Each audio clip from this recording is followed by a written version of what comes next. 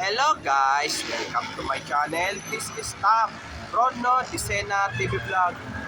Andito po ko ngayon sa may dito po ngayon sa may City Hall ng Manila po. Nasa lukuyan po na totoo rin po, may nagpaparamdam at may nagpapakita po dyan sa may City Hall ng Manila po. At huwag niyo pong kalimutan mag-comment po kayo ng star po. At huwag niyo rin pong kalimutan i-follow niyo po ang aking Facebook page, TikTok page, Instagram page. At i-subscribe niyo rin po yung aking YouTube channel po.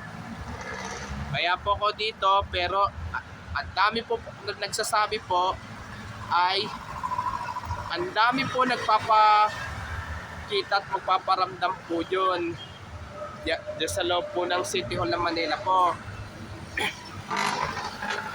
Ano po kasi, ang City Hall ng Manila po ay panahon pa po ng Espanyol po.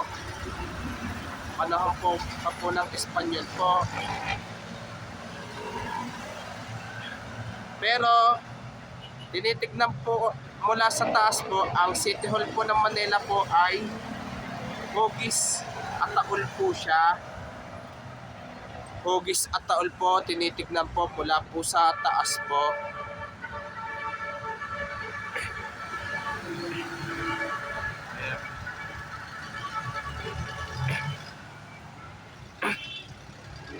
Pagdating po ng alas 6 po ng gabi o kaya alas 7 po ng gabi po, talagang may dumudungaw po dun sa may bintana po sa loob po ng City Hall ng Manila po. Pero ang dami po talaga po nagsasabi po ay marami po talagang multo po daw po dyan sa loob po daw po. Lalo po yung mga empleyado po.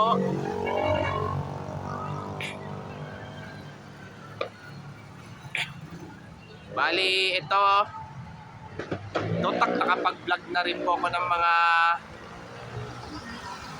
oral po, lalo na po sa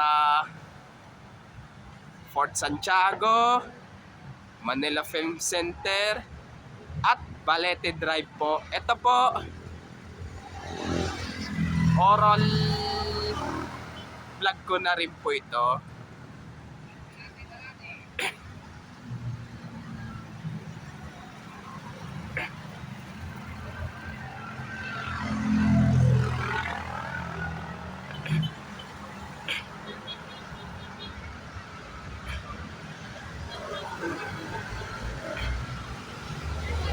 At huwag niyo pong kalimutan mag-comment po kayo. At huwag niyo rin pong kalimutan, please like, share, and subscribe po dito sa aking YouTube channel po. Thank you for watching. God bless to all po. And Happy New Year po sa lahat po. And last day of the year na po ngayon po.